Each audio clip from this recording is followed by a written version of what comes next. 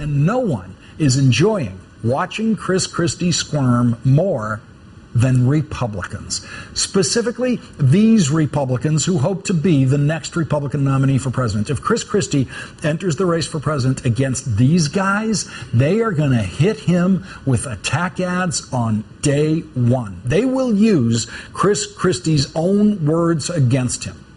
Now, I'm going to show you an example of how easy it is to do that. I wrote this commercial while Chris Christie was actually still doing his press conference.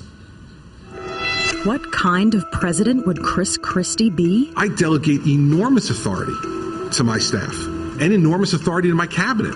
Could we trust President Christie's staff and cabinet? I am embarrassed and humiliated by the conduct of some of the people on my team. Chris Christie embarrassed and humiliated New Jersey. Don't let Chris Christie embarrass and humiliate America.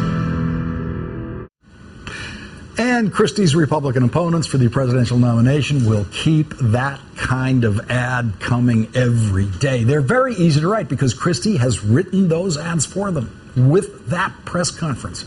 I mean, I wrote that ad in a few minutes. I was just sitting there listening to him, just grabbed those quotes and wrote it. You can do this at home. It's easy. Just take lines from Christie's press conference and wrap them in voiceovers about Christie's inability to manage his staff and what that would mean if he was in the White House, if he was picking the Attorney General, if he was picking the director of the IRS. Here are just some of the lines that you can use in writing these kinds of commercials. These work perfectly well. The fact is that mistakes were made, and I'm responsible for those mistakes. I am heartbroken that someone who I permitted to be in that circle of trust for the last 5 years betrayed my trust. I believed that if I looked someone in the eye who I worked with and trusted and asked them, that I would get an honest answer. Maybe that was naive, but that's what I believed. I'm sad.